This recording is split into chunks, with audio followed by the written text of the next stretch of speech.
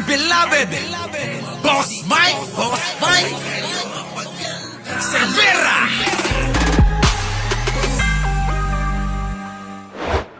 Tila ba ito mga kababayan, ikukulong na talaga. Tulad ng sinabi ko sa inyo, pasok! Ng case build-up ang NBI laban sa vlogger na si Maharlika kaugnayan ng kanyang mga kontrobersyal na payag. Nako, yan na mga kababayan, sinasabi ko na sa inyo. Yung balita ko, unahing channel yan. Magugulat kayo sa isang araw, sa mga susunod na panahon, wala nang channel yan. At tandaan nyo mga kababayan, Maharlika, pag umuwi yan, dadamputin na lang. Ngayon, kung hihilingin yan ng gobyerno natin, si Maharlika ay pauwiin. Nako, delikado. Malamang mabubulok to sa kulungan. Yung itsura ng ganyan, mga kababayan, malamang magsama-sama yan. Ha? Magsama-sama yung ganyang itsura sa kulungan. Ano? O, di ba? Sana may masampulan. Bakit to, mga kababayan? Labis sila magbalita. Labis sila gumawa ng istorya. Labis sila gumawa ng fake news. Niloloko yung mamamayang Pilipino. Papayag ba kayo na hindi mananagot ito? Kailangan managot ang katulad ni Maharlika. Nililin lang ang mga manonood niya. Di po ba? Oh, ganun lang kasimple. Baby shark. Oh. Ha? Di ba? Oh, tuloy. Sa social media, balita umaabante mula kay Andrea Salve. Determinado ang National Bureau of Investigation na masampahan ng reklamo ang vlogger na si Claire Contreras o mas kilala sa bansag na Maharlika sa kanyang... Oh, yan na, mga kababayan. Paano na yan? Mag-iiyakan na lang. Sa bagay, mga kababayan, yung pag-iyak nila kay Digong, isang araw lang. Yung iba, sandali lang. Bakit? Napanood nila ako eh.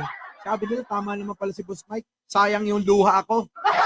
Di na ako iiyak, bahala na kayo. Kaya mga kababayan, yung rally nila ngayon, lalangawin na naman yun.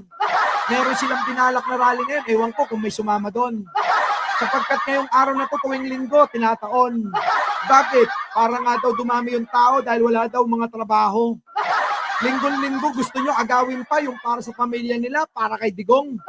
Pambihira naman yan. Hoy mga kababayan, unahin ng pamilya bago si Digong. Yung kay Digong, inuutulang kayo noon. Yung pamilya nyo na naghihintay sa inyo, isang beses lang sa isang linggo makakasama nyo yun.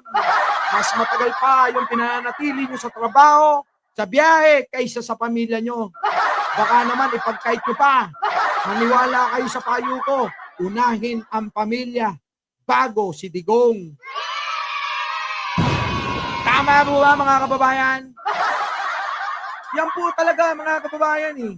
Plano sila ng plano. Pilit nilang nililin lang yung mga tao. Hindi tayo makakapayag niyan. Kung may mga bobo rito, bahala kayo riyan. Sabihin nyo gusto nyo, wala akong pakialam. Oo. Ay, wala naman dating yan. Yung mga banat nyo medyo dagdagan. Adik, fake news at kung ano-ano pa. Wala nang kwenta yan. Marami na kaming napatotohanan. Ayan na nga, nakulong na nga si Digong, ayaw nyo pa rin maniwala.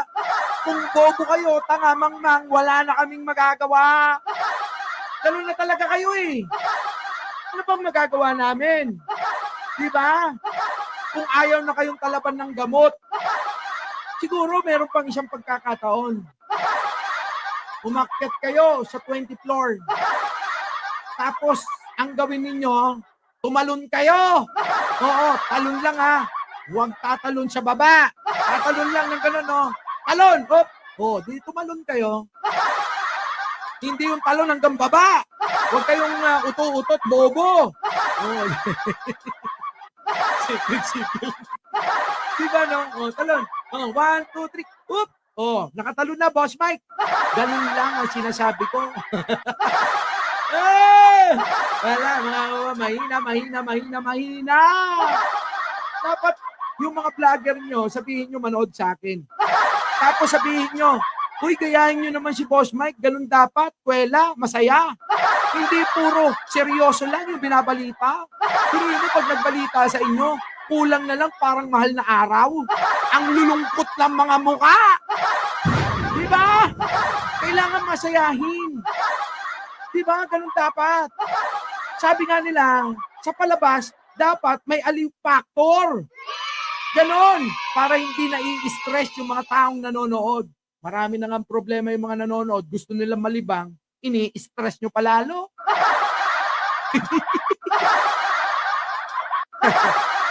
Tama po ba mga kababayan? Oy, Lot Cormaran, thank you naman. O, kita mo, naaliw siya. Ayan tuloy, nagpalipad pa. Ganon dapat. Diba? Siya mga kababayan, hindi ko natatapusin tong ating live sapagkat siningit ko lang. Opo gusto ko lang makabawi sa inyo. Kita-kita na lang tayo mamayang gabi, ano? So mga kababayan, maraming salamat sa pagsama at maraming salamat sa panonood. Maraming salamat sa oras at happy Sunday sa inyong lahat. Muli, ako po ang inyong lingkod. Opo, hindi ko na kayo na isa-isa na batiin pero alam nyo naman, ang puso ko ay para sa inyo. Opo, totoo po yan. Opo, taos sa puso ko yung pagsasabi ko ng totoo. Wala pong biro, wala pong joke. Alam nyo naman, ramdam nyo pagmamahal ko sa inyo. Parang yung mga sinusuportan nating mga politiko. Sino? Si Pangulong Bongbong Trillanes. Wala pang iba. Tsaka na yung iba. Basta, sila mga kababayan, ipanalo natin si Trillanes sa Caloocan. Magandang umaga, magandang hapon at magandang gabi sa mandako ng mundo. Naroon kayo, syempre, magandang buhay na rin para sa ating lahat. Maraming salamat po! Our beloved Boss Mike Cervera.